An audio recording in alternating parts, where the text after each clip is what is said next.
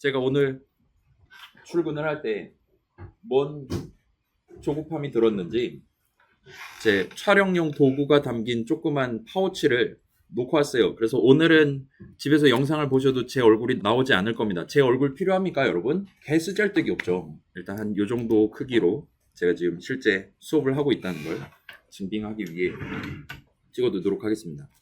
그래서 마이크를 제 노트북 마이크를 쓸 거예요. 그렇다 보니까 조금 예를 들면 제가 돌아다니면서 얘기하는 걸 좋아하는데 한 요 정도까지만 와도 이제 볼륨이 이제 10dB 정도, 그러니까 10분의 1 정도로 확 줄어들게 됩니다. 그래서 오늘은 가급적 의자에 앉아서 수업을 진행하게 될 것 같아요. 자, 아무튼 오신 분들 빨리 출석 찍어주시고 지금 결석이 3명입니다. 그 다음에 제가 지금 기억이 잘 안 나서 그런데 우리 일단 시험은 지금 9주차에 보려고 잠정 결론이 내려졌던 걸로 기억해요. 수업 시간에. 그 다음에 우리 9주차 월요일이랑 화요일 중에 언제 볼지 혹시 우리 수업 안에서 결정한 적이 있습니까? 없으면 지금 정합시다. 여러분 중간고사 이것만 봐서는 지금 안 든 사람이 많단 말이죠. 네, 이걸로 결정하도록 하겠습니다. 그러면 혹시나 본인이 9주차 화요일 수업 시간, 그러니까 19시 30분부터 21시 30분까지 우리 수업 중간고사를 보는 게 좀 어렵다 하는 친구 있으면 다른 일정이 있다, 배가 아플 예정이다, 그런 친구들은 저한테 미리 얘기를 해주시면 좋겠습니다. 일단은 잠정적으로 이렇게 결정해놓고 넘어가도록 할게요. 근데 막간을 이용해서 지금 이미 6주차잖아요, 그죠? 다음 주쯤에 이제 중간고사 관련해서 추가로 말씀을 드리도록 할게요. 그 이전에 지금 시점에 중간고사 관련해서 궁금한 점 있는 친구 있습니까, 혹시? 일단 중간고사는 필기시험으로 볼 겁니다. 여러분 그냥 펜으로 자바 문장들을 적어가면서 본인이 생각하는 답을 적어서 내시거나 하게 될 거예요. 그 다음에 뭐 그거는 일단 뭐 그 정도로 봐주시면 좋을 것 같고, 구체적으로 뭐 비율을 어떻게 할 것이며 시험 범위는 구체적으로 어떻게 가져갈지는 다음 주면 너무 늦을까? 내일 다시 말씀드리도록 할게요. 그러면 준비해놓고 LMS에 게시해놓고 살짝 시간을 들여서 읊어보도록 하겠습니다. 그 다음에 요거는 먼저 말씀드릴게요. 제가 지금 2016년도부터 수업을 직접 진행을 했잖아요. 그때부터 제가 직접 출제했던 모든 수업들, 모든 시험 문제지들을 전부 다 .pdf 파일로 만들어서 그거를 전체 공개를 할 겁니다. 아예 LMS에다 띄워버릴 거예요. 소위 족보라고 하는 걸 여러분이 우리 모든 우리 반 수강생 친구들이 동등한 느낌의 정보를 가져가실 수 있도록 그렇게 제가 선빵을 날릴 예정입니다. 그렇기 때문에 굳이 막 제가 작년까지 수업 진행했었던 히읗 모 대학교 친구 뭐 연합 동아리 같은 데서 이제 찾아가지고 막 금품을 내밀고 족보 좀 주지 않을래? 막 이런 식으로 협의하지 않으셔도 괜찮아요. 그래서 그거 읽어보시고 시험 공부하실 때 활용을 하셔도 무방할 것 같습니다. 필기 시험이고 족보는 전부 다 보여드릴 예정이고, 일단 시험 자체는 우리 수업 시간 안에 2시간 안에 전부 다 커버를 하게 될 것 같고, 근데 2시간 전부 다 시험에 할애하진 않을 거예요, 당연스럽게도. 그래서 이제 혹시나 예를 들면 뒤에 30분이라든가 앞에 30분 다른 용무가 있다, 그런 친구가 혹시나 있다면 그걸 감안해서 시험 시간은 조금 조정이 될 수도 있습니다. 아무튼 간에 이어서 진행을 해봅시다. 우리가 지금 첫 번째 세트는 뷰랑 이벤트 관련해서 얘기를 진행을 했어요. 뭐 텍스트 뷰니, 에디 텍스트니, 체크박스니, 라디오 버튼이니 등등 전부 다 아무튼 프로그래머인 우리가 내지는 디자이너인 우리가 이 앱을 켠 사용자, 핸드폰 갖고 있는 사용자한테 뭔가를 입력받거나 그 사람한테 적절한 정보를 제공하기 위해, 출력하기 위해 쓸 수 있는 다양한 눈에 보이는 것들이었습니다. 기본적으로 우리는 지금 소위 GUI라고 하는 느낌의 앱 서비스를 제공하고 있다 보니까 우리가 다루게 될 대부분의 인스턴스들은 일단은 각각의 뷰들이라고 얘기를 할 수가 있을 거예요. 그 다음에 구체적으로 지금 어딘가에는 어떤 버튼을 눌렀을 때 어떤 작업을 수행해야 되냐, 언제 무슨 활동을 해야 되냐는 이벤트라는 단어로 축약되는 대충 그런 느낌의 코드 실행 흐름을 우리가 짜보는 게 가능했었습니다. 그래서 맨 처음에 안드로이드 스튜디오에서 프로젝트 처음 만들 때 동봉해 놨었던 .java 파일 안에 들어있었던 메서드 정의도 일단은 이 앱을 처음 켰을 때 정도로 우리가 지금 생각하고 있는 onCreate라는 이벤트 핸들러였어요. 등등 해서 버튼을 눌렀을 때 내지는 텍스트 박스, 에디 텍스트의 텍스트 어트리뷰트가 변경됐을 때 내지는 우리 지금 과제 넘버원에서 하고 있는 식바의 프로그레스 어트리뷰트가 변경됐을 때 등등에 대해서 여러분이 해당 타이밍에, 세부적인 해당 타이밍에 그게 언제 발생할지 몰라요. 사용자가 언제 엄지손가락으로 뭔가를 누를지는 우리는 알 수가 없는 거니까. 아무튼 그 상황에 우리가 미리 지정해둔 자바 문장들을 실행할 수 있게끔 꾸미는 게 가능했었습니다. 그런 것들을 점 자바 파일에서 할 수 있었고 그 다음 세트까지 진행하고 우리가 이제 중간고사를 보게 될 것 같아요. 우리 두 번째 세트에서는 일단 레이아웃이라는 제목으로 이런저런 얘기들을 하고 있어요. 그래서 이제 하나의 뷰만 가지고 논다든가, 그러니까 어떤 뷰 하나 찾아와서 거기 있는 어트리뷰트 긁어와서 그걸 가지고 덧셈이든 뺄셈이든 하고 결과적으로 다른 뷰에 어떤 어트리뷰트로 적용하는 그냥 일률적인 택배 과정이 아니라 여러 뷰들 사이에 관계에 대해서 우리가 지금 논의를 하기 시작한다 보시면 될 것 같습니다. 그래서 간단한 앱 화면을 사용자한테 보여줄 때가 아니라 좀 더 복잡한 상황을 우리가 전제해서 전체 화면을 어떻게 구성할 것인지, 어떨 때는 어떤 뷰들을 보여주고 어떨 때는 그렇지 않을 수 있게 하는 방법 등등을 지금 논의하고 있다 봐주시면 좋을 것 같아요. 그래서 일단 우리가 이전까지 썼던 컨스트레인트 레이아웃이라는 친구, 수업 시간에는 저는 이제 미리 짜둔 각본에 따라서 수업을 진행하고 있으니까 인쇄를 해왔어요. 각본에 따라서 진행하고 있으니까 저는 큰 문제 없이 저 컨스트레인트 레이아웃을 쓸 수 있었어요. 근데 여러분 예를 들면 과제를 한다거나 아니면 이전 수업 시간에라든가 앞에서는 저 사람 Shift F10 눌렀을 때 에뮬레이터에서 잘 보이는데 왜 내 안드로이드 스튜디오에선 잘 안 보이냐? 그러니까 디자인 화면에서 이렇게 지금 우리가 관찰하는 그대로 보이지 않는 상황이 자주 발생했었을 겁니다. 그리고 그 상황 중에 대부분은 우리가 예를 들면 어떤 뷰를 추가해 놓고 그 뷰를 컨스트레인트 레이아웃에 포함을 시켜 놓고 그에 대한 가로 세로 조건 내지는 크기 조건을 적절하게 지정을 하지 않았을 가능성이 가장 높았을 거예요. 그래서 특히나 마우스를 쓰지 않는 친구들, 지금 이 노트북 터치패드를 가지고 .xml 파일을 갖고 노는 친구들은 생지옥이 따로 없을 겁니다.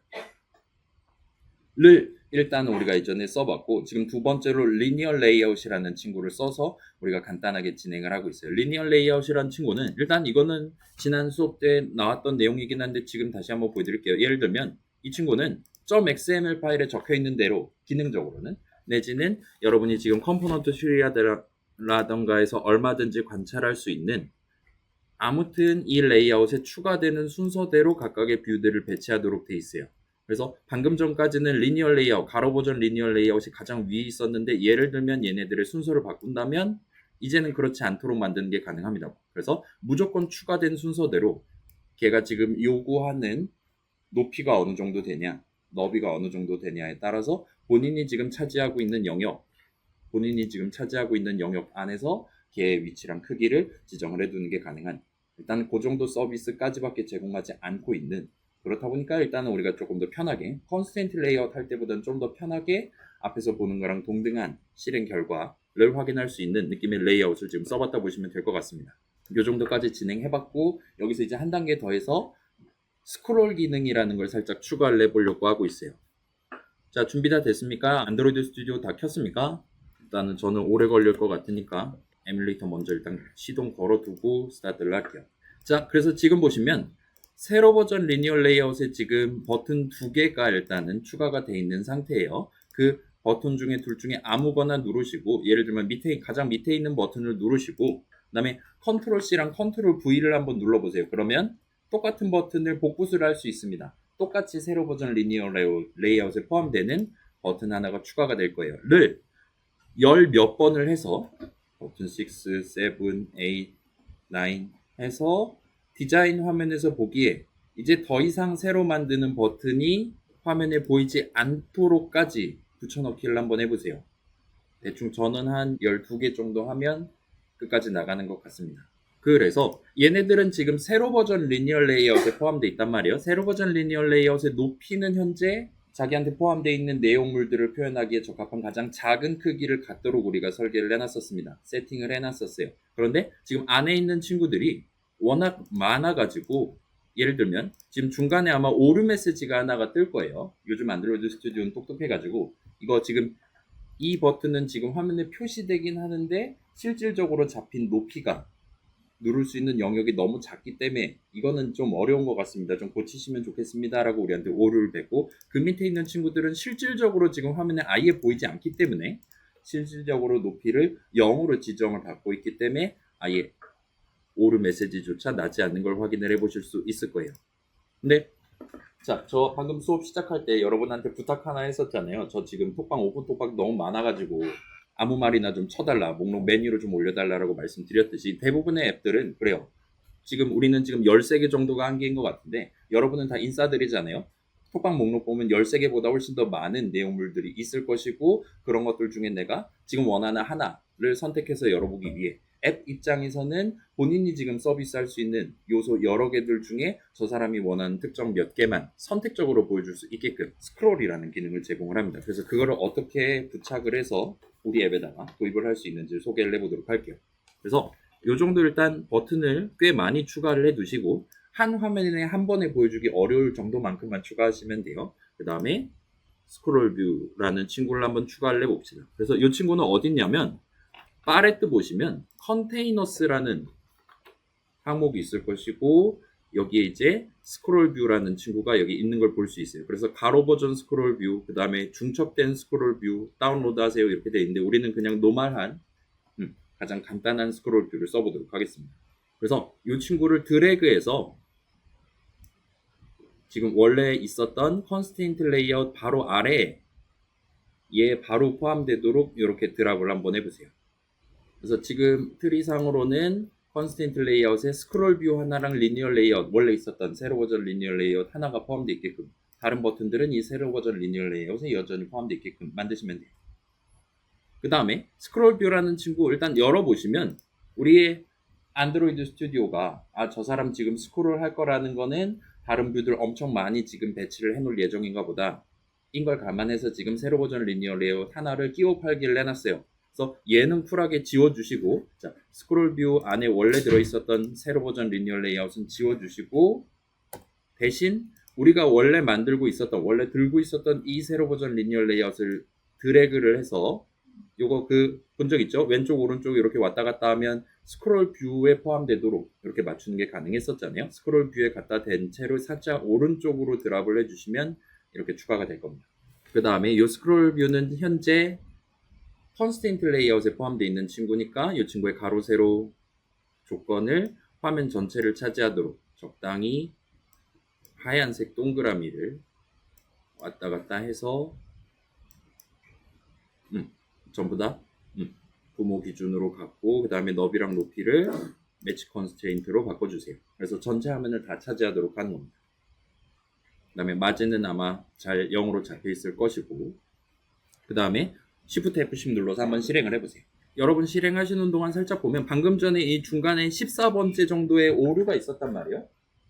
이 버튼은 지금 세로 버전 리니어 레이아웃에 포함되어 있고 걔에 의해서 지금 크기가 잡혀 있는데 실질적으로 미국 사람이 엄지손가락으로 누르기 어려울 만큼 매우 작은 크기로 지금 잡혀 있는 상태입니다라고 우리한테 오류를 뱉었습니다. 그런데 일단 지금 보면 그 오류는 사라져 있는 걸 보실 수가 있어요. 그래서 버튼 꽤 많고 메뉴에 가로 버전 리니어 레이어 그 아래는 지금 버튼이 열 몇 개가 지금 있는 거잖아요. 그리고 능숙한 솜씨로 마우스를 드래그해서 여러분이 진짜로 스크롤 기능이 잘 동작하는 것 역시나 확인할 수 있을 겁니다. 그래서 오른쪽 보면 가상의 스크롤 봐도 스크롤이 발생하는 동안 내지는 그 직후 살짝 시간 동안 회색으로 음영으로 우리한테 보여주고 있는 것 같아요. 지금 보고 있는 영역이 전체 볼 수 있는 영역에 어느 정도 위치에 어느 정도 비율로 있는 거냐를 우리한테 보여주는 거죠. 그리고 당연스럽게도 각각의 버튼들 여러분이 원한다면 그 버튼이 지금 화면상에 보일 때 걔가 보이는 영역을 클릭을 함으로써 얼마든지 상호작용을 할 수 있도록 잘 돼 있는 걸 볼 수 있어요.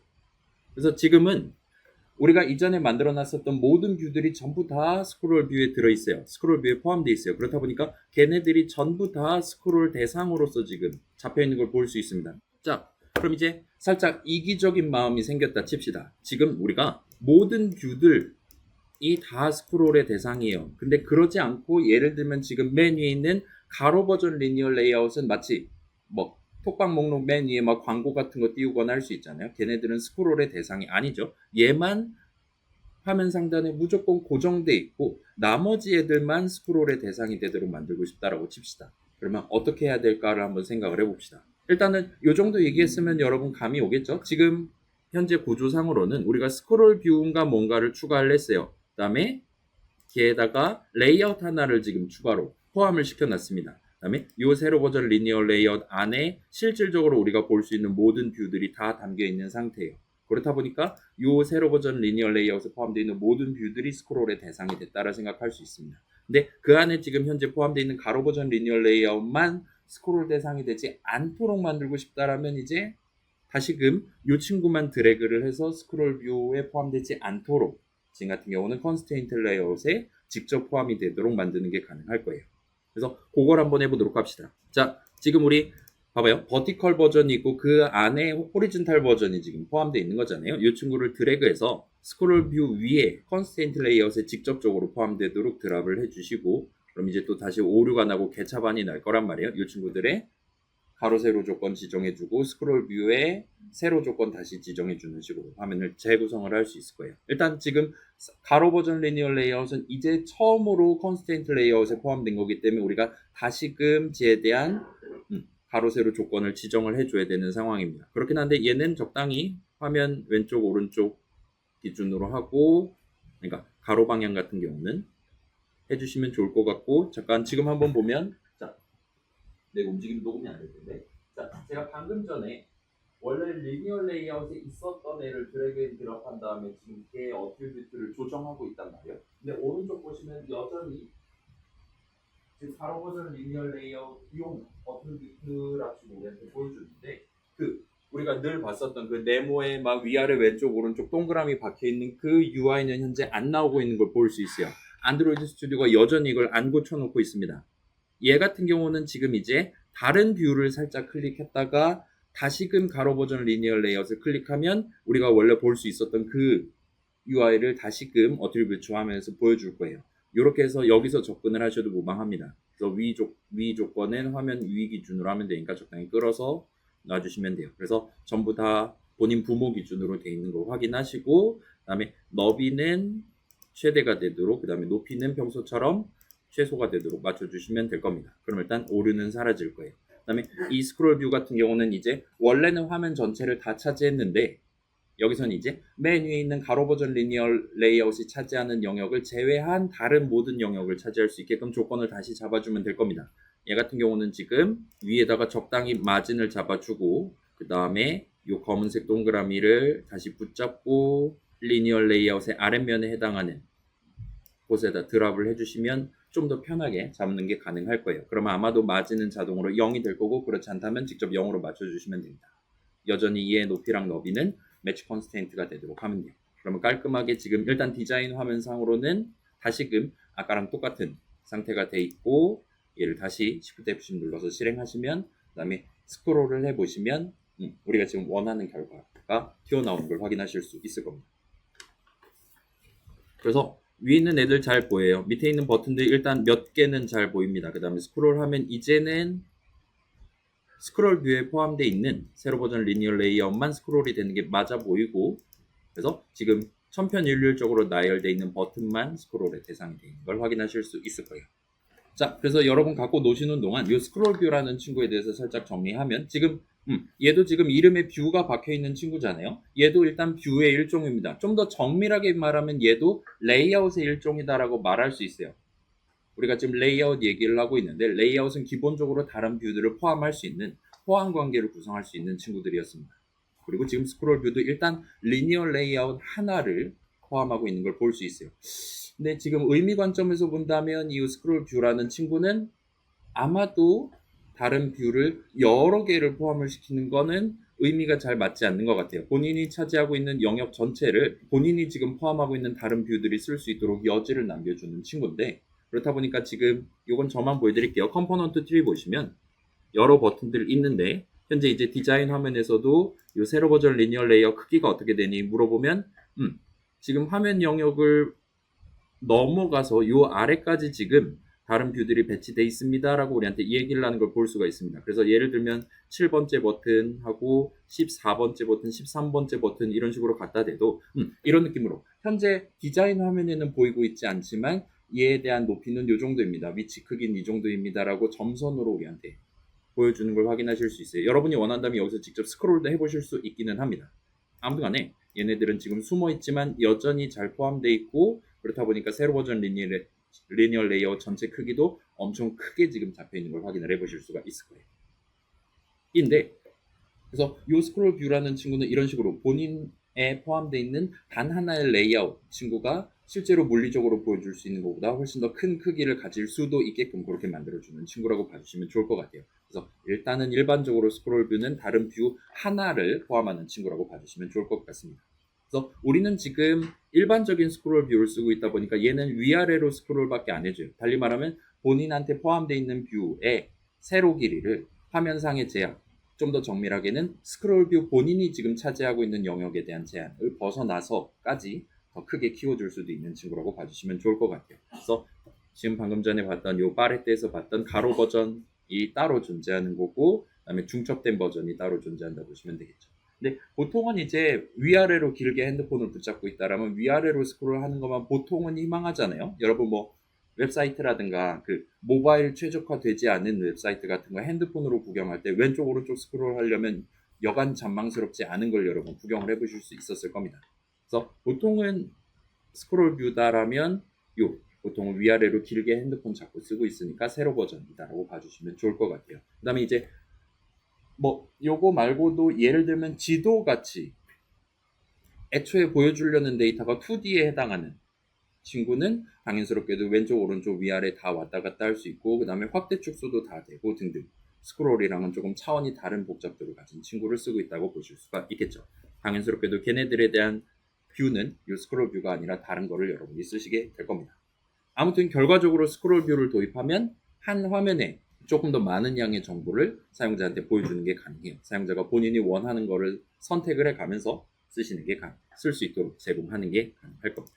자, 여기까지 하는 게 일단 일부 내용이고, 그 다음에 우리가 지금 3가지 뷰를 구경을 해보는 게 목표였어요. 그래서 이제까지는 어딨냐, 컨스트레인트 레이아웃 원래 있던 거 써봤고, 그 다음에 리니어 레이아웃 가로 버전, 세로 버전 2개가 있다라는 거 확인했고, 이제 요 프레임 레이아웃이라는 친구를 한번 써보려고 하고 있습니다. 일단 아이콘만 놓고 본다면 얘는 그냥 네모만 적혀 있는 매우 단출하게 지금 구성되어 있는 친구인 것 같아요.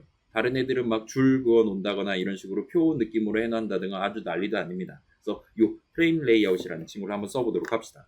자, 시간도 필요하다 친구 있습니까? 조금 미안하게도 이제 요 스크롤 뷰를 통짜로 삭제를 할 겁니다. 그래서 가로 버전 리니어 레이아웃 따로 빼놓는 것만 지금 해두시면 될 것 같아요. 오늘 그러니까 이번 실습 최종 목표가 하나 있는데 그거를 진행하시려면 지금 일단 얘는 살려놓고 나머지 애를 스크롤 뷰 째로 딜리트 버튼을 눌러서 딜리트 키를 눌러서 지워버리시면 될 것 같습니다. 그래서 여기까지 진행하셨다면 이제 프레임 레이아웃이라는 친구를 한번 추가를 해봅시다. 얘를 드래그한 다음에 적당히 디자인 화면에다 드랍을 하시면 이런 식으로 빡 퍼질 거예요. 그 다음에 가로 세로 조건 지정해 주시고 매치 컨스텐트로 바꿔주시고, 그 다음에 필요하다면 마진 다 빵으로 잡아주시면 될 것 같아요. 그래서 지금 가로 버전 리니어 레이아웃이 차지하고 있는 영역을 제외한 화면에 남은 다른 영역들을 전부 다 차지할 수 있게끔 만들어주시면 됩니다. 그래서 드래그 앤 드랍 해주시고, 일단 마진은 다 0 돼 있는 것 같아요. 그 다음에 너비 높이는 고정값이 아니라 매치 컨스텐트가 되도록 하면 깔끔하게 딱 들러붙을 겁니다. 자, 그 다음에 이번에는 우리가 이제까지는 새로운 뷰를 추가한다 하면 기본적으로 .xml 파일에서 파레트에서 컴포넌트 트리에다가 드랍을 하거나 아니면 직접 디자인 화면에다 드랍을 한 다음에 그에 대한 어트리뷰트들을 지정을 했었습니다. 네, 요번에는 우리가 .java 파일에서, 그러니까 프로그램을 실행하는 도중에, 앱을 실행하는 도중에 새로운 뷰를 만들어서 그거를 미리 배치해둔, 미리 준비해둔 레이아웃에 추가를 하는 걸 한번 진행을 해보려고 하고 있어요. 그래서 구체적으로는 지금 딱 하나 마련해둔 이 버튼을 클릭할 때마다, 사용자가 클릭할 때마다 프레임 레이아웃에 새로운 버튼 하나를 직접 만들어서 띄워보려고 하고 있습니다. 그걸 감안해서 우리가 이제 곧 .java 파일로 넘어갈 예정이니까 일단 주요 뷰들에 대해서 아이디를 지정을 해놓고 넘어가도록 합시다. 그래서 지금 여기는 레이아웃 부분을 뺀다면 버튼 하나, 텍스트 뷰 하나 있는 거고, 그 다음에 레이아웃은 가로 버전 리니어 레이아웃 하나랑 방금 추가한 프레임 레이아웃이 있다 보시면 될 것 같아요. 그래서 얘네들 각각에 대한 아이디를 일단 지정해 둡시다. 일단 버튼 먼저 가봅시다. 버튼은 뭐 우리 늘 그래왔던 BT 언더스코어하고 늘 그래왔던 발사 버튼으로 갈게요. 런치로 하도록 하겠습니다. 그래서 엔터를 2번 쳐주시면 좋을 것 같고, 자, 여기서 엔터를 한 번 치는 상황도 있을 거고 2번 치는 상황도 있을 거예요. 2번 친다는 건 방금 전에 적혀 있었던 버튼이라는 이름을 .xml 파일 내지는 .java 파일의 다른 곳에서 이미 쓰고 있었던 이름이기 때문에 지금 여기서 네가 .xml 파일에 이 버튼에 대한 id 어트리뷰트를 새로 지금 바꾸고 있는데 그 동등한 이름을 쓰는 다른 모든 영역에 대해서도 다 바꿀까를 우리한테 물어보는 겁니다. 당연히 좀 제발 좀 바꿔줘라고 우리가 엔터를 한 번을 더 쳐야 정상적으로 전반적인 변경이 발생을 할 거예요. 소위 리팩토링이라고 부르는 기능이 발동했기 때문에 우리한테 창을 띄웠다 보시면 좋을 것 같습니다. 그게 필요 없다. 방금 전 그 뷰에 대한 아이디를 다른 어디에서도 쓴 적 없다라면 그때는 엔터를 한 번만 쳐도 적용이 될 겁니다. 아무튼 버튼은 발사 버튼으로 해두시고 그 다음에 어디냐 텍스트 뷰 지금 헬로월드 느낌표 떠 있는 친구는 아이디가 없었고 TV 정도로 하고 엔터를 치면 될 것 같아요. 그래서 얘는 아이디가 아예 없었어요. 따라서 다른 어딘가에서 이 텍스트 뷰의 아이디 같은 걸 지정한 적이 없습니다. 그렇기 때문에 우리한테 한 번도 물어보거나 하지 않고 지금 얘는 원래는 이름이 없던 앤데 우리가 방금 전에 아이디를 지정해서 꽃이 됐다라 봐주시면 좋을 것 같아요. 그래서 TV 정도로 해주시면 될 것 같고 그 다음에 우리가 저 버튼을 클릭할 때마다 발사 버튼을 클릭할 때마다 프레임 레이아웃의 새로운 버튼 하나를 추가를 해보려고 하고 있어요. 그걸 감안해서 이제 버튼 추가의 대상이 되는 프레임 레이아웃 컴포넌트 트리에서 고르신 다음에 이에 대한 아이디를 얘도 그냥 적당히 레이아웃으로 해주도록 합시다. 얘도 마찬가지로 원래 아이디가 없었고 지금 새로 지정하기 때문에 엔터 한 번만 치면 될 거예요. 자, 그래서 버튼, 텍스트 뷰, 그 다음에 프레임 레이아웃 3개에 대해서 아이디를 잘 지정하셨다면 컨트롤 탭 눌러서 .java 파일로 넘어가 보도록 합시다. 우리가 지금 약 거의 반 달 만에 .java 파일로 넘어가고 있어요. 그래서 우리가 지금 발사 버튼을 눌렀을 때 클릭 이벤트가 발생했을 때에 대한 이벤트 핸들러 일단 먼저 적어놓고 .xml 파일 가서 onClick 어트리뷰트 지정하고 그렇게 돌아오려고 하고 있어요. 그래서 능숙한 솜씨로 그 다음에 dt_launch id 적어주시고 그 다음에 이벤트 이름 적어주시고 괄호 열고 여기까지는 별수 없이 그냥 쳐야 돼요. 그 다음에 인수는 뷰 형식 하나를 받습니다. 그래서 뷰 한 다음에 목록에 떠 있는 거 확인하고 여기서 꼭 엔터를 쳐주세요. 그래야 임포트 문을 추가를 해줍니다. 요거 우리가 직접 치기 항상 너무 힘들 테니까 그래서 대부분 상황에서 형식 이름에 빨강색으로 보여주고 있다라면 여러분 요 이름 뒤에다 컨트롤 스페이스하고 엔터키 쳐서 임포트문 대신 적어줘라고 요청하시면 보통은 다 해결이 될 겁니다. 그래서 얘 메서드 정의니까 중괄호고 닫고까지 마련해 두시면 아직까지는 no usages라고 뜨는 게 정상이고 이제 요 이름을 이제 복사해서 .xml 파일 가서 버튼에 onClick 어트리뷰트로 지정해 주시면 됩니다.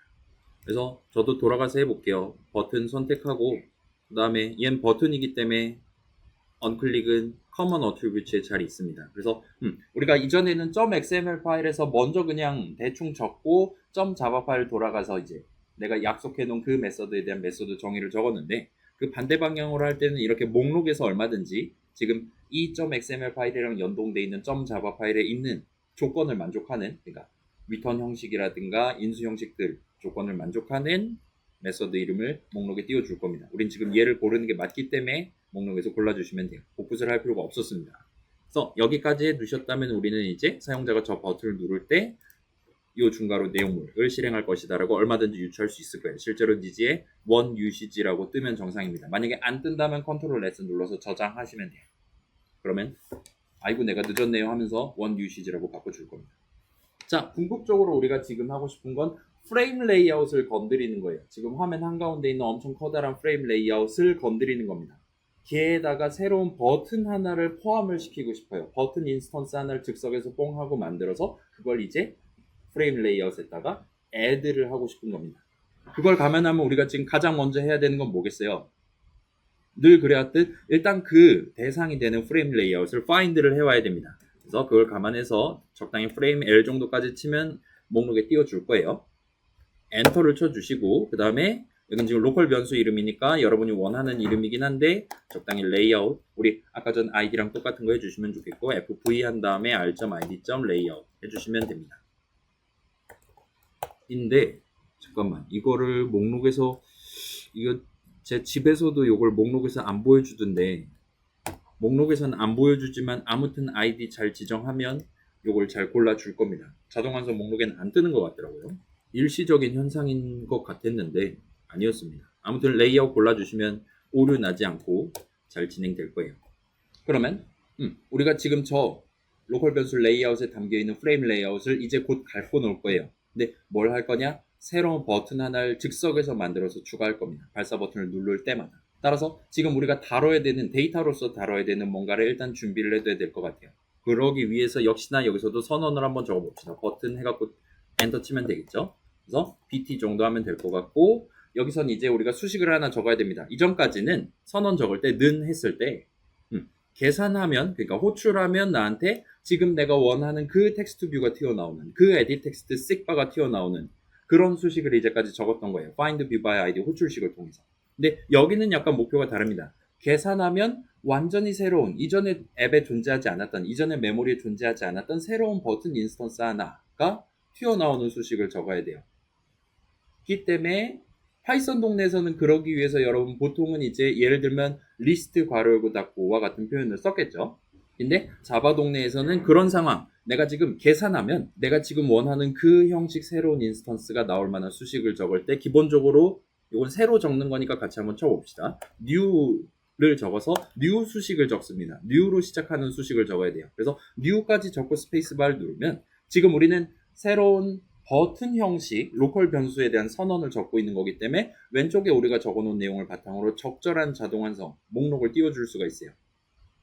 그래서 지금 보시면 버튼은 그 자체가 버튼인 거잖아요. 그 다음에 체크박스도 당연히 버튼 형식, 로컬 변수에 담을 수 있습니다. 체크박스도 버튼의 일종이니까. 라디오 버튼, 토글 버튼, 스위치 등등 다 마찬가지예요.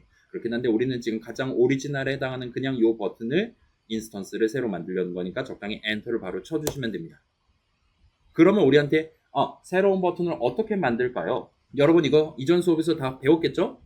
생성자라든가 그런 단어 들어본 적 있을 겁니다. 그래서 새로운 버튼 인스턴스를 만들 때 걔를 처음에 어떻게 세팅해서 만들까요?를 우리한테 물어보고 있어요. 그 다음에 여기서 지금 우리한테 대놓고 제시하는 거, 우리가 지금 피할 수 없는 선택지인 것 같아 보여요. 는 문맥을 어떤 맥락에서 이 버튼을 만드는 거냐라고 우리한테 지금 질문을 하는 걸 볼 수 있어요. 자, 요 컨텍스트라는 친구는 우리 가장 마지막 세트에서 이제 정체가 드러날 것 같습니다. 일단 우리 요 컨텍스트라는 단어는 이전에 토스트 팝업 메시지 띄울 때 한번 등장을 한 적이 있어요. 요 팝업 메시지를 어떤 맥락에서 띄우실 겁니까? 할 때 우리는 그때 이제 잘은 모르겠지만 수식 this를 적음으로써 목표를 달성할 수가 있었습니다. 여기서도 똑같이 new 한 다음, 자 다시 보여드릴게요. 우리가 지금 했던 거 여기다 수식을 적을 건데 new 한 다음에 띄어쓰기 하고 적당히 엔터 키를 치신 다음에 요 괄호 안에 this를 적고 탭한 다음에 세미콜론을 찍어서 선언을 완성을 해주시면 돼요.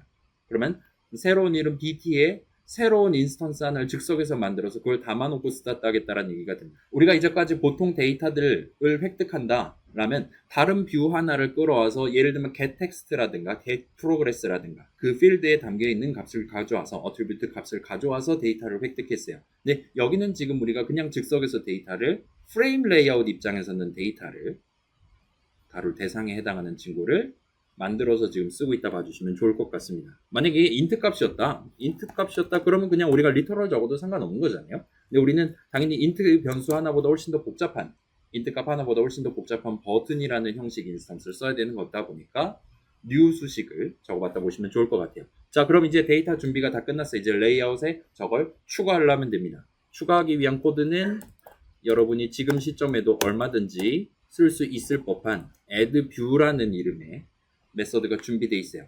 엔터 치시고 그래서 무슨 뷰를 추가할까요? 자식으로 무슨 뷰를 두시겠습니까? 방금 전 만든 BT, 로컬 변수 BT에 담겨있는 방금 만든 버튼 인스턴스를 지금 담겠어와 같이 메서드 노출식 구성하시면 됩니다.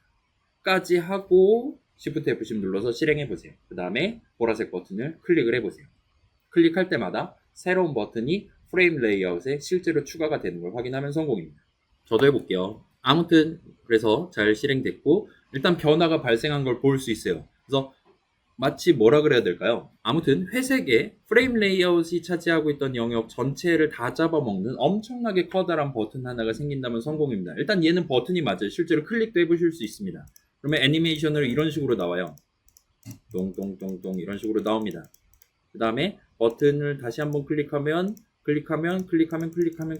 하면 일단은 새로운 버튼이 아마도 추가가 계속 될 것 같긴 한데 걔네들이 전부 다 프레임 레이아웃 전체의 영역을 다 차지하도록 최대 크기를 갖도록 지금 추가가 되고 있는 것 같아요. 그래서 지금 보시면 아무튼 눈으로 보기에는 이 버튼을 몇 번을 클릭을 해도 큰 변화는 발생하지 않는 것 같아 보입니다. 일단 애니메이션은 잘 나와서 좋은 것 같아요. 빵빵 터지고 있습니다. 우리 불꽃 축제 했었잖아요. 그죠? 아무튼 그래요. 자, 그러면 일단은 추가는 지금 잘 되고 있었어요. 앱을 딱 처음 켰을 때는 저 회색 버튼은 없었습니다. 근데 클릭을 하고 나서 새로운 버튼 하나가 화면에 보이기 시작했어요.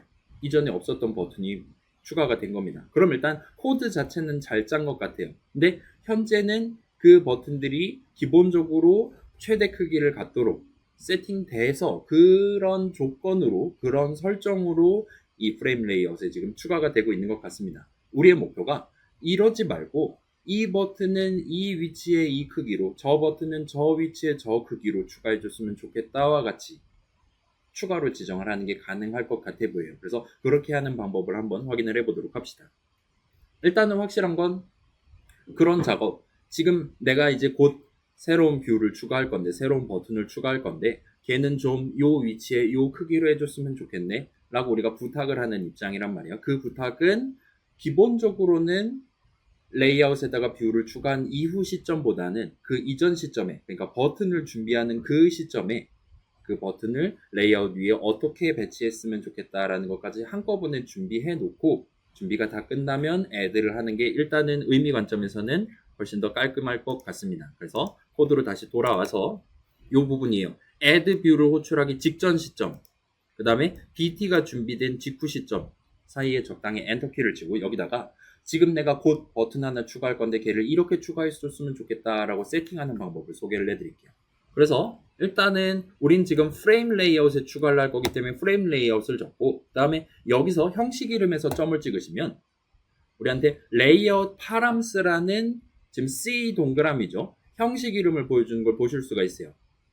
프레임 레이아웃 버전을 고르시면 됩니다. 그래서 엔터를 쳐주시고 그래서 우리는 자, 파람스니까 파라미터의 줄임말이잖아요. 인수 값이라는 뜻이죠. 레이아웃에 애드를 할 때 추가로 지정하려는 데이터들을 다루기 위한 형식 이름이라고 봐주시면 좋을 것 같아요. 그래서 스페이스바 하면 적당히 파람스라는 이름을 자동 완성으로 골라줄 겁니다. PA 정도까지 치고 엔터를 쳐주세요. 한 다음에 는 하고 우리가 지금 버튼 인스턴스 하나 방금 전에 만들었고 걔를 어떻게 추가해줬으면 좋겠다라는 데이터들, 파라미터들을 응집해서 파람스에다가 담아놓고 다음으로 넘어가려고 하고 있어요.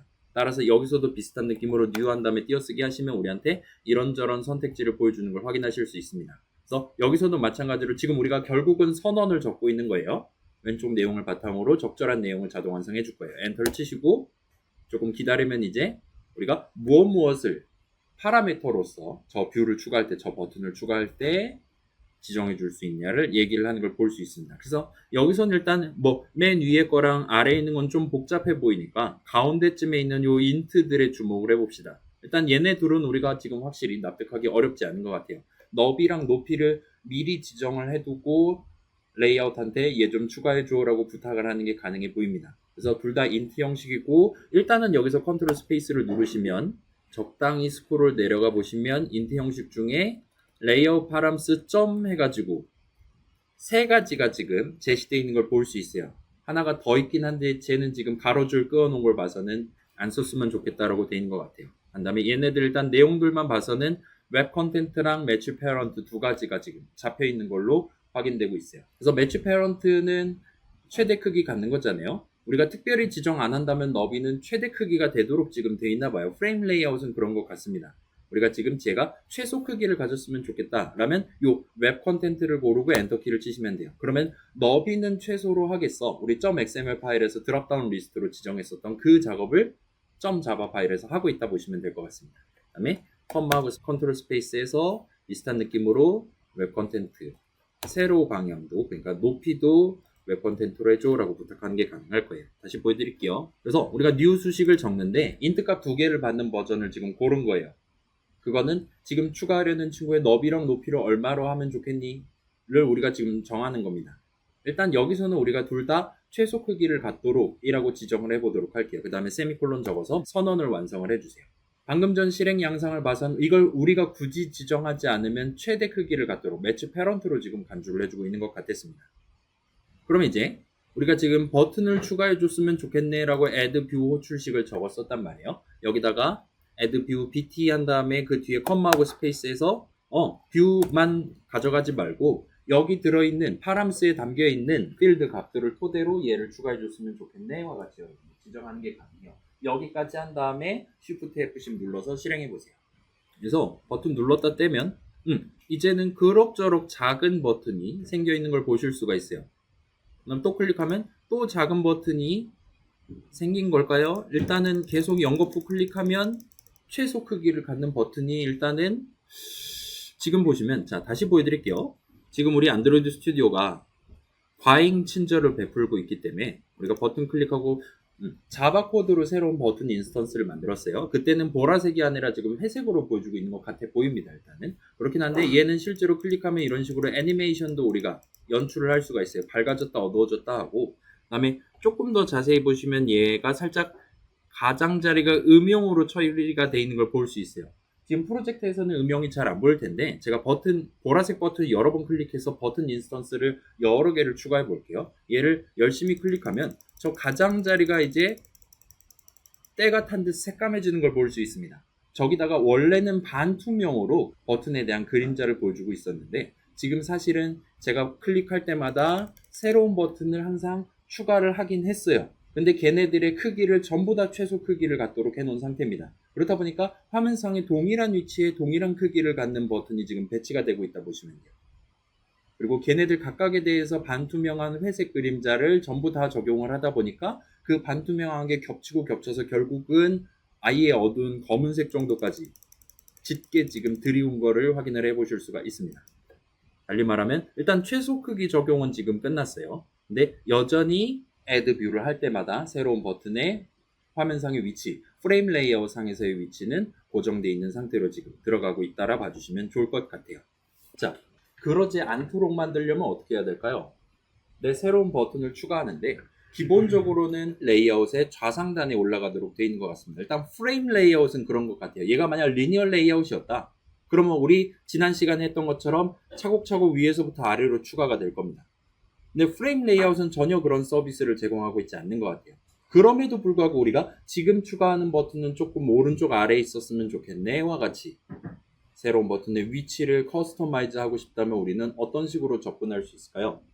일단 확실한 건 지금 그걸 프로그래머인 우리가 해야 된다는 겁니다. 지가 알아서 자동으로 해주지 않는 것 같아요. 프레임 레이아웃은 그렇습니다.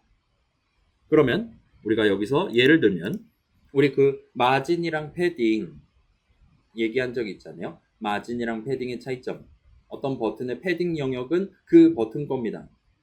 패딩 영역을 누르면 그 버튼을 누른 걸로 간주해줘요. 그 다음에 마진 같은 경우는 그 버튼 거가 아닙니다. 그 버튼이 포함되어 있는 레이아웃이 그 버튼의 위치나 크기를 결정할 때 참고하기 위한 데이터로서 쓰였어요. 그래서 다른 뷰들, 그러니까 리니어 레이아웃 같은 걸 생각하면 다른 뷰들 배치할 때 영향을 줄 수는 있지만 그 뷰 자체를 배치할 때 영향을 줄 수는 있지만 그 마진을 부여하고 있는 그 버튼 거는 아니라고 말할 수가 있어요. 그걸 감안해서 여러분이 파람스 한 다음에 점 찍고 살짝 기다리면 그럭저럭 마진이라고 적혀 있는 세 가지, 맨 밑에 있는 것까지 하면 네 가지가 지금 제시되어 있는 걸 확인하실 수 있습니다. 그래서 예를 들면 한 마진은 30, 이건 저만 칠게요. 조금 이따 다른 목표를 달성하기 칠 겁니다. 이런 식으로 지금 내가 추가하려는 버튼에 대한 위 마진을 30, 왼쪽 마진을 30으로 잡고 애드 해줬으면 좋겠다. 그러면 프레임 레이아웃 입장에서는 본인은 원래 좌상단에 딱 붙여서 배치를 하려고 했는데 얘는 30, 30만큼 오른쪽 아래로 떼놓고 배치하면 되겠구나라고 판단해서 해주게 될 겁니다. 그래서 이건 저만 해볼게요. 예를 들면 매번 탑마진는 계산할 때마다 처음엔 0, 그 다음엔 20, 그 다음엔 40 이런 식으로 잡히게 될 테니까 각각의 뷰들이 이렇게 어묵 공장 같은 느낌이죠. 각각의 뷰들에 대해서 지금 추가하려는 각각의 버튼들에 대해서 서로 다른 마진값을 지정하는 게 가능할 거예요. 이런 식으로 수동으로 우리가 지금 배치하려는 뷰의 레이아웃 상에서의 가로 위치랑 세로 위치를 부여를 할 수 있다 보시면 될 것 같습니다. 당연스럽게도 너비랑 높이도 여러분이 웹 컨텐츠가 아니라 난 30으로 해줬으면 좋겠다, 50으로 해주면 좋겠다. 그럼 여기다 인트값 50을 그냥 때려 박아버리면 목표대로 동작을 하게 될 거예요. 자, 요건 이제 롤백을 할게요. 이제 예를 들면 두 번째 퀴즈를 한번 낸다 봅시다. 낸다고 생각해 봅시다. 자, 지금 버튼은 위치랑 크기는 그렇게 잘 지정했어요. 그러면 저 버튼의 텍스트 어트리뷰트를 지정하면, 그러니까 각각의 버튼에 대해서 내용물 글자를 서로 다르게 부여를 하고 싶다라면 그때는 어떻게 접근을 하면 될까요? 자, 저 버튼들의 위치를 지정한다라는 건 지금 계속 강조하듯이 레이아웃 상에서의 위치를 지정하는 겁니다. 걔의 위치랑 크기를 결정하는 건 버튼 스스로가 아니라 걔가 포함될 레이아웃이 결정해요. 왜냐? 그 레이아웃이 차지하고 있는 영역 안에서만 실질적으로 배치를 할 수 있기 때문입니다. 뭐 지금은 화면 전체이기 때문에 큰 문제는 없어 보이긴 하지만, 그리고 지금 두 번째 문제는 그 버튼 한가운데에 무슨 텍스트를 보여줄 거냐를 우리가 지정하려면 어떻게 해야 되냐 예요. 는 우리가 이미 써본 적 있죠? 얘는 버튼에다가 점을 찍고 셋 텍스트를 하시면 되는 겁니다.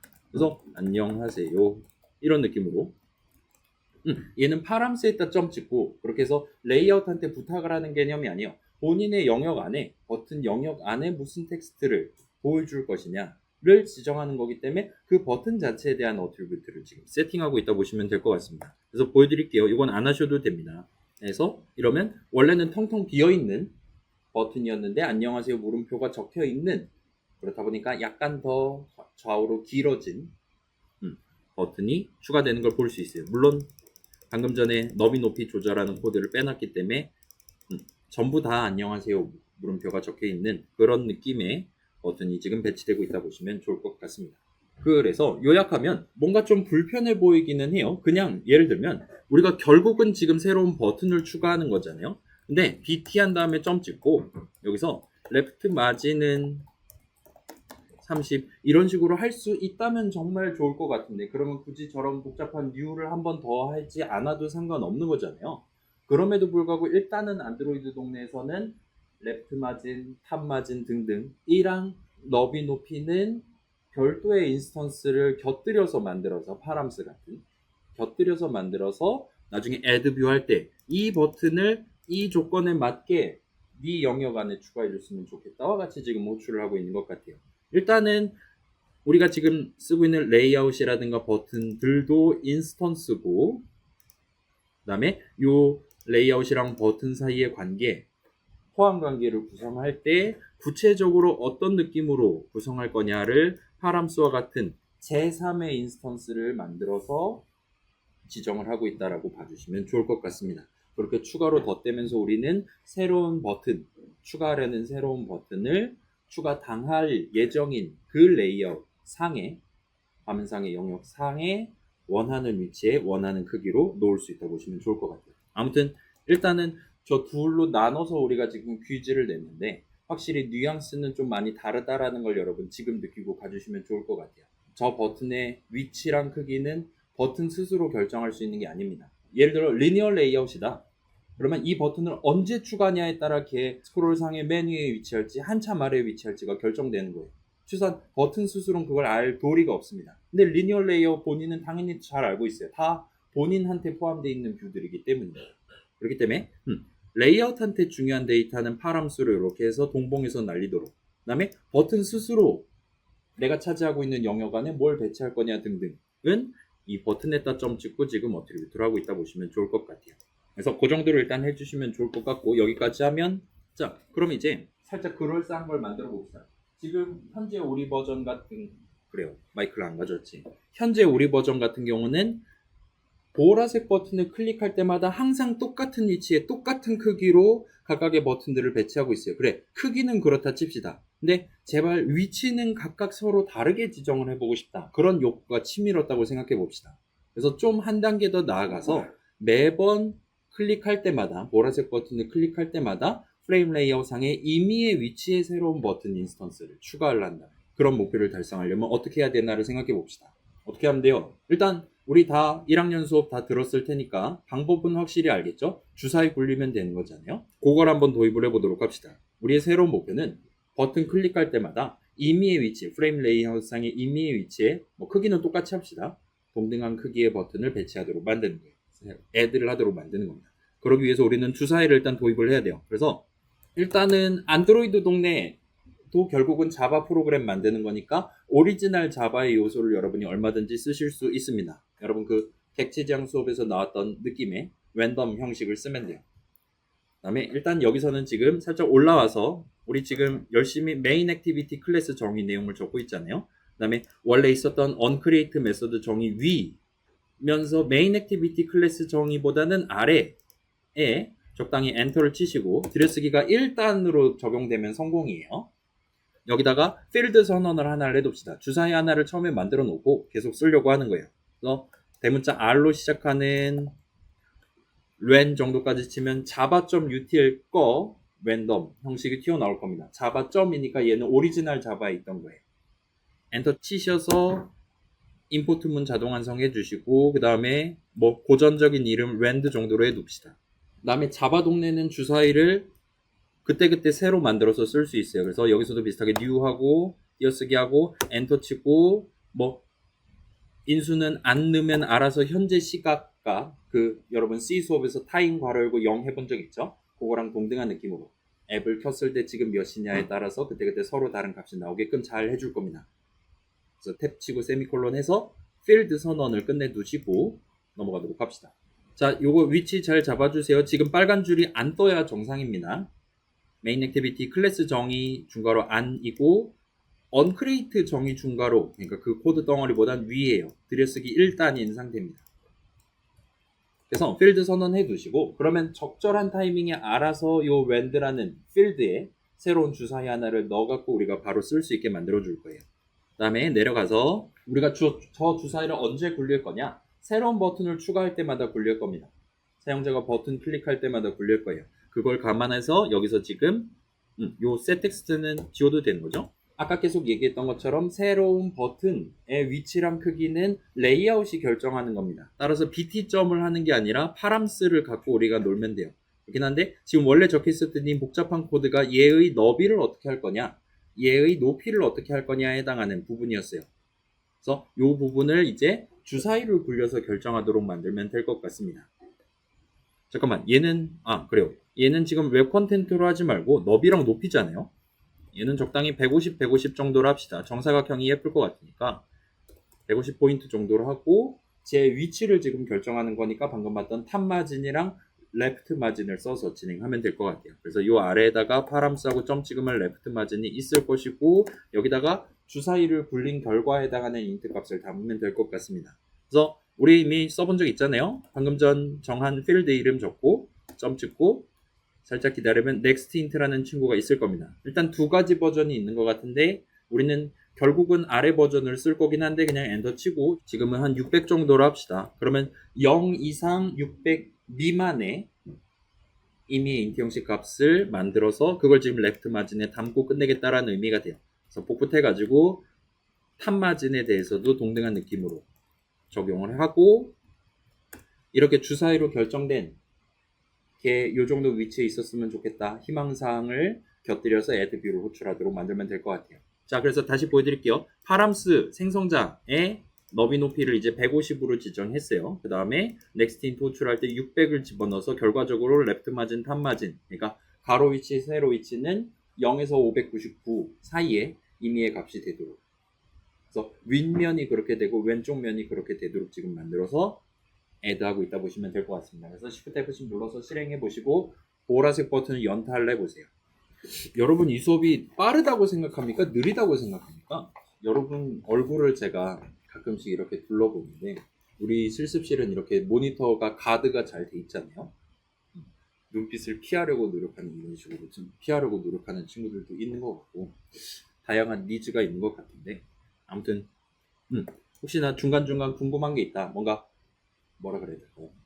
전공적인 여러분 원래 백그라운드 지식 상에서의 궁금증 같은 게 추가로 생겼다라면 큰 무리 없이 저한테 얘기를 해주셔도 괜찮을 것 같아요. 우리 지금 안드로이드 수업 우리 학교랑 옆에 학교랑 이렇게 두 군데서 하고 있는데 이미 두 학교의 진도는 갈렸습니다. 그렇기 때문에 우리도 천천히 해도 되고 더 빨리 해도 되고 그런 상황이에요. 당연히 시험도 따로 볼 거니까 어차피. 그렇기 때문에 우리 지금 이 수업에 참여하는 우리가 가장 중요하니까 여러분이 니즈가 있다면 저한테 표현을 해주시면 좋겠어요. 물론 표현한다고 100% 답변해 드리는 건 아닐 수도 있으니까 더더욱 망설이지 않으셔도 좋을 것 같습니다. 자, 그래서 보라색 버튼 클릭하면 이런 식으로 좌상단이 아닌 임의의 위치에 150 곱하기 150이니까 정사각형 모양의 버튼이 예쁘게 나오는 것 같아요. 그래서 열심히 추가하면 이런 느낌으로 예쁘게 나오고 있는 것 같아요. 그래서 지금 우리가 탑 마진, 레프트 마진을 지금 정하고 있는 거란 말이에요. 그렇다 보니까 기본적으로는 탑 마진이다. 그러니까 프레임 레이아웃이 여기가 지금 Y 좌표가 0이라 치고, 그다음에 여기가 X 좌표가 0이라 치면 왼쪽 면 기준으로 얼마만큼이 레프트 마진이 되는 거고, 위 기준으로 얼마만큼이 탑 마진이 되는 거예요. 그것들의 기준은 탑 마진 같은 경우는 결과적으로 새로운 버튼의 윗면이 화면상에 어디에 위치할 거냐, 레프트 마진은 새로운 버튼의 왼쪽 면이 화면상에 어디에 위치할 거냐를 지금 지정하고 있다 보시면 좋을 것 같습니다. 이게 잘 겹쳐 있지만 얘네들에 대해서는 150 곱하기 150 버튼이기 때문에 클릭하면 지금 뭔가 겹쳐서 애니메이션이 깨져 나오기는 하지만 아무튼 열심히 애니메이션을 보여주려고 노력을 하고 있는 것 같습니다. 열심히 추가해도 그래요. 그래서 그런 의미에서 본다면 지금 우리가 마진을 600, 그러니까 0에서 600 사이로 정했단 말이에요. 그래서 0이면 당연히, 자, 레프트 마진이 0이면 맨 왼쪽에 붙을 겁니다. 레프트 마진이 600이면 600만큼 떨어진 위치, 한 요 정도가 될 것 같아요. 여기서부터 150 곱하기 150 네모가 생기는 거예요. 그래서 지금 현재 화면이 위아래로 길기 때문에 제 안드로이드 에뮬레이터 상으로는, 제 가상기계 상으로는 요 정도가 지금 600 곱하기 600 포인트에 해당하는 영역이 될 거다라고 우리가 일단 예측을 할 수가 있을 겁니다. 그럼 이제 마지막 욕구가 치밀어 오를 거예요. 우리가 지금 레프트 마진, 탑 마진을 각각의 버튼에 대해 서로 다르게 지정함으로써 프레임 레이아웃 상에 이 새로운 버튼의 위치를 서로 다르게 지정할 수 있다는 건 알았어요. 근데 현재로서는 얘네들은 가로로 600까지, 세로로 600까지 경우의 수들 중에 하나만 지금 가져가야 되는 상황이고, 그렇다 보니까 지금 현재 제 핸드폰 기준으로는 전체 프레임 레이아웃이 차지하는 영역의 일부분에만 그 버튼이 지금 배치되는 걸 확인할 수 있습니다. 그 다음에 오른쪽으로 가면은 여긴 이제 지금 뚫고 나가버렸어요. 제가 지금 가로로 720 픽셀짜리 가상기계를 쓰고 있는데, 만약에 레프트 마진은 599 크리티컬 히트가 떴다. 근데 얘 너비는 150이란 말이에요. 그럼 이제 이 친구의 오른쪽 면은 더 이상 화면에 그릴 수가 없어서 오른쪽으로 뚫고 나가버리게 될 겁니다. 그래서 실제로 이 프레임 레이아웃이 화면상에서 차지할 수 있는, 그래서 버튼을 유효하게 배치할 수 있는 영역 안에서만 이 친구의 레프트 마진과 탑 마진을 지정하려면 어떻게 해야 되냐? 만약 그게 가능하다면 지금 밑에 있는 비어있는 영역까지 포함해서, 그 다음에 오른쪽에 뚫고 나가는 영역은 제외해서 임의의 위치에 새로운 버튼을 150 곱하기 150 정갈하게 항상 배치를 하는 게 가능할 것 같아 보여요. 그 목표를 달성하려면 어떻게 해야 되나를 생각해 봅시다. 현재 목표는 이거예요. 그러니까 우리가 여기 600이라고 리터럴을 적었단 말이에요. 근데 당연히 모든 핸드폰이 가로로 750, 세로로 750 픽셀인 게 아닙니다. 그렇기 때문에 여기다가 우리가 지금 유효하게 이 버튼을 배치할 수 있을 법한 적절한 숫자가 나올 만한 수식을 적어야 되는 상황이에요. 그게 600이 일단 아닌 것 같아 보입니다. 위아래로는 좀 더 많이 할 수 있어야 되고, 왼쪽 오른쪽으로는 좀 더 조금 할 수 있어야 되는 상황이에요. 그렇기 때문에 일단 리터럴을 적을 수 없어 보이고, 그래서 궁극적으로 우리는 지금 프레임 레이아웃이 우리한테 서비스할 수 있는, 본인이 차지하고 있는 정확한 가로 너비랑 세로 높이가 얼마가 되냐를 현재 알아야 되는 거예요. 다시 말씀드릴게요. 우리는 레이아웃이 갖고 있는, 레이아웃 본인은 본인의 크기를 알고 있어요. 본인이 애드 당할 때 컨스트레인트 레이아웃이 정해준 본인의 너비랑 높이를 알고 있습니다. 그렇기 때문에 그 친구 안에 들어있는 데이터를 들고 와서 그걸 가지고 새로운 버튼을 배치할 때 써먹을 수 있도록 해야 될 것 같아요. 그래서 자, 코드로 돌아와서 보시면 여기 지금 600, 600으로 리터럴 적어놓은 거잖아요. 상수값을 때려 박은 겁니다. 거기다가 얘네들 대신에 일단 레프트 마진 먼저 합시다. 가로 위치에요. 600을 지우고 우리는 지금 레이아웃의 데이터를 털어야 되는 거니까 레이아웃 한 다음에 점 찍어주시고, 그 다음에 살짝 기다리면 이게 아마도 자동 완성에 뜰 겁니다. 뜨지 않는다면 GMH 정도 적으시면, H가 아니지, W 정도 적으시면 get measured width라고 나오는 걸 볼 수 있어요. measure가 무슨 뜻입니까, 여러분? 말 그대로 계량하다는 거잖아요. 그죠? 뭐 예를 들면 체중계 위에 올라가는 것도 메저링 하는 거잖아요. 무게를 구하는 거죠. 그래서 get measured with라는 메서드를 호출하도록 하면 얘가 바로 그 레이아웃 본인이 constraint 레이아웃에 add하는 시점에 결정된 제공받은 본인이 지금 내용으로 표현할 수 있는 적절한 너비 값을 우리한테 제공한다 보시면 될 것 같아요. 그런데 얘는 지금 레프트 마진을 정하는 거란 말이에요. 그렇기 때문에 예를 들어 get measured with가 800이 나왔다.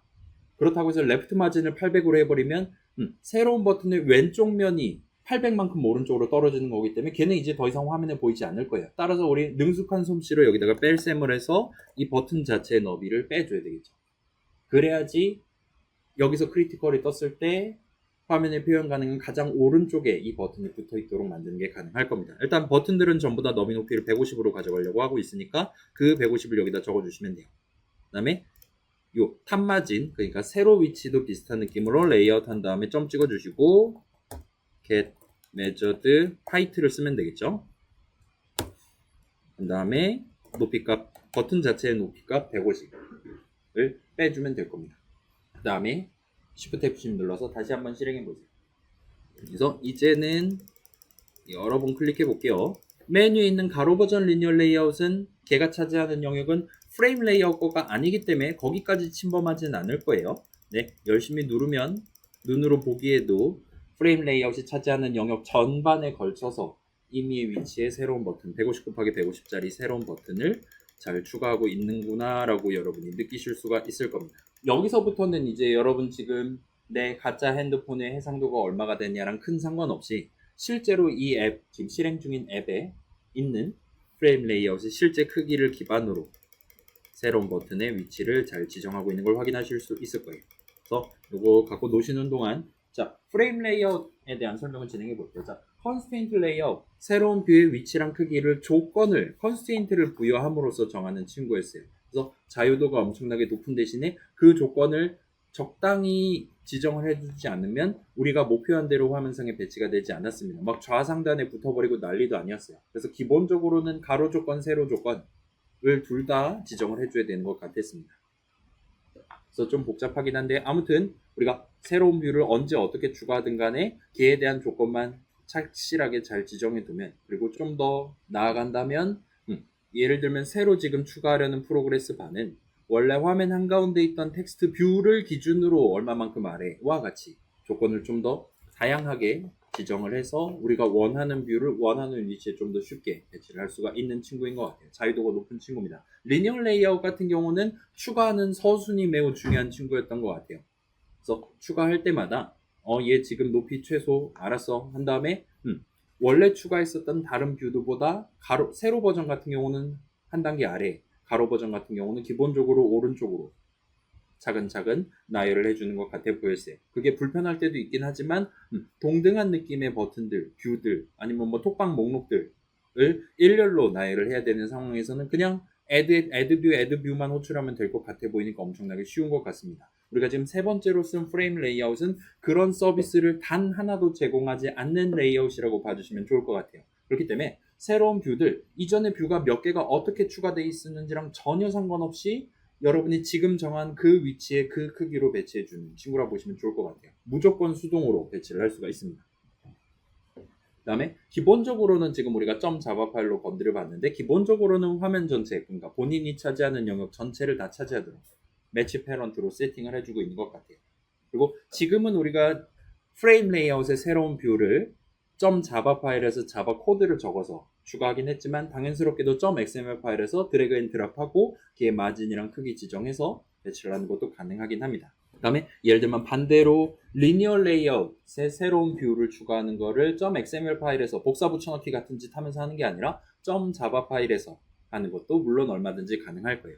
자, 지금 보시면 우리가 지금 이렇게 이 너비 높이로 요 마진으로 추가해 줬으면 좋겠어 라고 파람스라는 걸 만들어서 썼는데 얘의 형식은 지금 프레임 레이아웃 점 레이아웃 파람스로 되어 있는 걸 보실 수가 있어요. 저만 보여드릴게요. 이거는 예를 들면 리니어 레이아웃에 새로운 뷰를 자바 코드를 써서 추가한다라고 한다면 그때는 여기랑은 다른 느낌의 데이터들을 준비해야 될 겁니다. 뭐 거기서도 결국은 우리는 결국 너비 높이랑 레프트 마진, 탑 마진 정도밖에 지정할 수 없을 것 같아 보이긴 하지만 아무튼 서로 다르게 준비되어 있다 보시면 될 것 같아요. 그 다음에 컨스트레인트 레이아웃으로 간다면 좀 더 복잡한 작업, 우리가 그 .xml 파일 디자인하면서 마우스 터치패드 가지고 낑낑거리면서 했었던 바로 그 작업에 해당하는 데이터를 파람스에 담도록 자바 코드를 여기다가 지금 적어야 된다는 얘기가 될 겁니다. 그런 식으로 어떤 레이아웃에다가 이 뷰를 추가하냐에 따라서 우리가 미리 준비해둬야 되는, 우리가 원하는 위치에 원하는 크기로 배치하기 위해 준비해야 되는 요소들이 서로 다르기 때문에 각각에 대해서 레이아웃 파람스가 서로 다르게 잡혀있다고 봐주시면 좋을 것 같아요. 아무튼 플레인 레이아웃은 여러분이 아무것도 지정하지 않았다면 최대 너비, 최대 높이로 전체를 다 차지하도록, 따라서 마진은 0이라는 얘기겠죠? 로 세팅을 해주도록 되어 있는 것 같아 보입니다. 자, 여기까지 했으면 지금 시간이 얼추 우리가 쓸 수 있는 시간이 20분 내지 30분 정도 남았는데 이게 지금 4주차 내용이잖아요. 그죠? 최종 목표를 한번 진행을 해봅시다. 그래서 뭘 할 거냐면 우리 지금 이제 주사위 기능까지 배웠잖아요. 드디어 우리가 뭔가 플레이를 해볼 수 있을 법한 그런 앱을 만드는 준비가 다 끝났습니다. 그래서 지금 같은 경우 이제 보라색 버튼 클릭하면 이런 느낌으로 회색 버튼을 띄우는 게 가능할 거예요. 그 다음에 당연스럽게도 이 회색 버튼을 우리가 사용자가 클릭을 하는 것도 얼마든지 가능합니다. 여러분이 원한다면 사용자가 지금 갓 튀어나온 새로운 버튼을 클릭했을 때 어떤 코드를 실행하도록 만들 거냐, 이벤트 리스너를 부착하는 것도 당연스럽게 가능해요. 그걸 바탕으로 핸드폰 쥐고 있는 사용자의 순발력을 체크하는 앱을 한번 만들어 보도록 합시다. 그래서 어떤 식으로 동작할 건지 살짝 보여드릴게요. 저 사람이 맨 처음에 이렇게 떠 있을 거예요. 보라색 버튼을 누르면 임의의 위치에 이런 느낌의 회색 버튼을 띄울 겁니다. 그 다음에 저 사람은 이 회색 버튼을 클릭을 할 수가 있을 거잖아요. 이 회색 버튼을 클릭을 하면 이 회색 버튼이 뜬지 몇 초 만에 눌렀는지를 지금 헬로 월드 띄워주고 있는 이 텍스트 뷰에다가 보여주는 거예요. 그 시간을 계산을 하는 겁니다. 그 시간은 보라색 버튼을 언제 클릭했냐부터 회색 버튼을 언제 클릭했냐, 두 시각 사이를 뺄셈을 하면 우리가 구하는 게 가능할 겁니다. 괜찮습니까? 그래서 임의의 위치이기 때문에 제가 만들어 놓고도 얘가 어디서 튀어나올지 몰라요. 그렇기 때문에 여기 눌러놓고 눈으로 확인하고 재빠르게 가서 이 버튼을 누르는 것까지를 진행할 수 있는 그런 앱을 만든다 생각해 봅시다.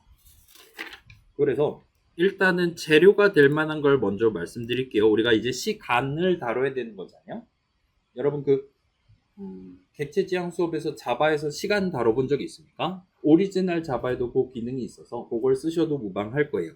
일단 이건 예시 코드니까 저만 보여드릴게요. 이거를 쓰는 게 아마 제일 적절할 것 같아 보이네요. 그래서 오리지널 자바에 시스템이라는 자바.랭 소속 시스템이라는 친구가 있고, 얘가 이제 두 가지 버전, 그러니까 커런트 타임 밀리스라는 그럭저럭 쓸만한 친구가 있고, 얘보다 좀 더 정밀한데 롱 형식이 튀어나오는 나노 타임이라는 친구가 있을 겁니다. 얘를 쓰면 이게 정확히 몇 월, 며칠, 몇 시, 몇 분, 몇 초인지는 모르지만 아무튼 현재 시각을 나타내는 어떤 엄청 커다란 숫자 하나를 받을 수가 있어요. 그 다음에 이 나노 타임을 해서 나오는 거는 당연히 나노 세컨드 단위입니다. 1초가 지나면 10억만큼, 10억이 맞나? 10의 구승이니까 맞을 겁니다. 1초가 지나면 10억만큼 증가하는 친구가 튀어나올 거예요. 그래서 보라색 버튼을 누를 때 저 나노 타임 값을 백업을 해두고, 그 다음에 회색 버튼을 누를 때 또 나노 타임을 호출해서 뺄셈을 하면 저 사람이 지금 보라색 버튼을 눌렀는지 몇 나노초가 걸렸는지를 확인할 수 있습니다. 왜 너무 귀찮다? 그럼 더블 형식 여기도 있으니까 그거 쓰시면 되겠죠? 나눗셈에서 더블 형식 만들어봤고, 그럼 이제 몇 초가 지났냐를 여러분이 얼마든지 하실 수가 있을 거예요. 그래서 나누기 10억 하시면 됩니다. 10억.0 하시면 될 겁니다. 그렇게 해서 진행하시면 될 것 같고, 그 다음에 두 번째로, 자, 회색 버튼을 클릭했을 때 우리가 원하는 코드를 실행할 수 있게 만들어야 돼요. 요거 지금 우리 과제 넘버1에서도 했었고 에디 텍스트 할 때도 했었잖아요. 비슷한 느낌으로 여러분이 이전까지는 onClick, 그러니까 클릭 이벤트에 대한 이벤트 핸들러를 부착하거나 할 때 .xml 파일에다가 메소드 이름을 적는 식으로 접근했지만 얼마든지 .java 파일에서 하는 것도 가능합니다. 일단 지금 봐봐요. 이 새로운 버튼에 대한 이벤트 핸들러를 지정하는 걸 .xml 파일에서 할 수는 없어요. 왜냐?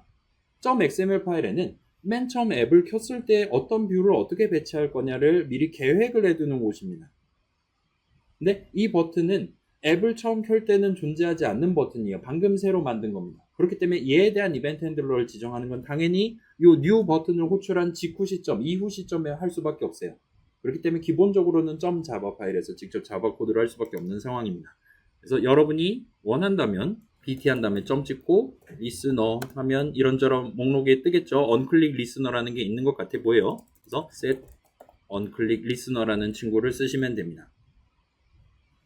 하고 new 한 다음에 띄어쓰기 해서 당시랑 비슷한 느낌으로 엔터키 치면 얘 같은 경우는 단출하게 메소드 정의 하나짜리 튀어나오는 걸 볼 수가 있어요. 여기다가 지금 추가하려는 회색 버튼을 눌렀을 때 무슨 작업을 수행해야 되냐를 자바 코드를 적으시면 돼요. 아까 그 얘기했던 system.nanotime을 써서 현재 시간 하고 해주시면 됩니다. 그 다음에 텍스트 뷰 find 해와 갖고 그 뺄셈 결과를 스트링 형식으로 만들어서 텍스트 뷰에다가 텍스트 어트리뷰트로 지정해주면 되겠죠. 그 다음에 이제 예를 들면 봐봐요. 우리가 이걸 진짜로 그럴싸한 앱으로 만든다 치면 보라색 버튼 클릭하고 사용자가 회색 버튼 클릭하면 몇 초 지났습니다 라고 여기에 뜨는 거예요. 다음번에 또 하고 싶다. 보라색 버튼 또 누르고 회색 버튼 또 누르면 몇 초 지났습니다 라고 또 나올 겁니다. 긴 한데 지금 같은 경우는 사용자가 원한다면 얼마든지 보라색 버튼만 여러 번 누르는 게 가능한 상태예요. 또는 회색 버튼만 여러 번 누르는 게 가능한 상태입니다. 여러분이 원한다면 우리가 방금 전에 처음 얘기했던 그 순서대로만 처음에는 무조건 보라색 버튼밖에 못 누르도록, 이건 일단 보장이 되죠. 걔만 보이니까. 그 다음에 회색 버튼을 띄운 다음에는 걔를 클릭하기 전까지 절대로 보라색 버튼을 누를 수 없게끔 만드는 겁니다. 그 다음에 회색 버튼을 누른 다음에는 다시금 보라색 버튼만 누를 수 있도록 만드는 게 가능할 거예요. 그래서 그런 식으로 하려면 어떻게 우리가 접근을 해야 되나를 살짝 소개를 해드릴게요. 여러 가지 방법이 있을 건데 지금은 일단 가장 단출한 방법을 생각을 해봅시다. 그래서 BT 한 다음에 점 찍고, 예를 들면 버튼에 대해서 얘를 더 이상 누를 수 없게 만들고 싶다 라면 여러분은 다양한 선택지를 가져갈 수가 있을 건데 그것들 중에 요 set visibility라는 visibility 어트리뷰트가 존재해요. 그래서 얘는 컨트롤 스페이스 하시면 이런 식으로 우리가 여러 개를 고를 수가 있는 것 같아 보입니다. 그래서 visible이랑 invisible이랑 on이랑 있는데 visible은 일단 우리가 특별히 어트리뷰트를 지정한 적이 없고 기본적으로는 visible 한 것 같아요. 그래서 추가하면 일단 보이는 상태로 스타트를 하는 것 같습니다. 여러분이 원한다면 걔를 더 이상 안 보이도록 투명하게 만들거나 아니면 보내버리거나 할 수 있는 것 같아요. 일단 현재 시점에서는 이 둘 중에 아무거나 고르셔도 목표를 달성할 수가 있습니다. 예를 들면 우리 지금 BT를 할 게 아니지. 저 사람이 누른 그 보라색 버튼을, 그 뷰를 인비지블하게 만든다와 같이 이렇게 코드를 짤 수가 있을 거예요. 이건 저만 해볼게요. 지금 언클릭 이벤트를 호출당한, 그러니까 발동당한 그 뷰의 비시빌리티 어트리뷰트를 인비지블로 바꾸겠다 하면 눌렀다 띄면 진짜로 버튼이 사라지는 걸 볼 수 있어요. 투명 버튼입니다. 그리고 투명하기 때문에 아까 있었던 보라색 버튼이 있었던 자리를 제가 아무리 마우스로 클릭해도 엄지손가락으로 눌러도 적어도 그 보라색 버튼으로 누른 걸로, 클릭한 걸로 간주되진 않는 걸 볼 수 있어요. 따라서 사용자는 지금 할 수 있는 작업이 회색 버튼을 누르거나 아니면 앱 자체를 꺼버리거나 할 수밖에 없는, 아무튼 보라색 버튼을 또 누를 수는 없는 상황으로 지금 돌입했다 보시면 될 것 같습니다. 그래서 새로운 버튼을 일단 비지블하게 스타트를 할 거고, 그 다음에 보라색 버튼을 눌렀을 때는 그 보라색 버튼은 지금부터 안 보이도록 만드는 게 가능할 거예요. 그럼 이제 예를 들면 여기서 여러분이 얼마든지 저 회색 버튼을 눌렀을 때 뭘 할 거냐, 이 회색 버튼 자체는 인비지블하게 바꾸고요. 그 다음에 원래 있었던 보라색 버튼은 여기서는 이제 어쩔 수 없이 find 해온 다음에 걔는 지금 흐름상으로는 100% 걔는 인비지블 상태니까, 근데 다음번에 또 게임 하려면 이제 보이게 만들어야 되는 거니까 걔는 이제 다시금 비지블하게 바꾼다와 같이 코드를 짜는 게 가능하겠죠.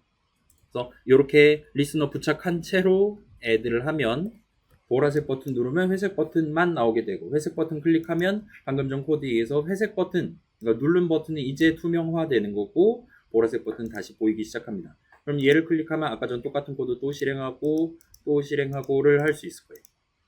와 같이 약간 토글 같은 느낌이 된 거죠. 이렇게 함으로써 여러분이 좀 더 편하게 순발력 측정 앱이라는 거를 단순한 롱 형식값 하나만 세이브 해두는 상태로 나노타임 한 번씩만 호출하는 걸로 얼마든지 저 사람은 진짜 순발력을 계산해서 텍스트로 보여주는 게 가능할 겁니다.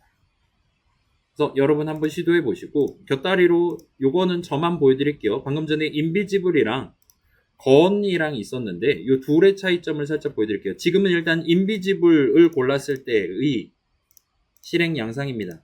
원래 보라색 버튼 요 정도 위치에 요 정도 크기로 있었는데 이제는 사라져 있는 걸 볼 수 있어요. 그럼 이제 얘를 건으로 바꾸면 어떻게 되나를 보여드릴게요. 과거 분사죠. 님은 가셨습니다. 입니다. 보라색 버튼을 눌렀을 때 보라색 버튼을 보내버리면 어떻게 되나를 한번 봅시다. 한번 클릭해 볼게요. 눌렀다 떼면 이렇게 바뀌는 걸 볼 수 있어요. 그 다음에 회색 버튼을 누르면 다시 돌아오는 걸 볼 수 있습니다.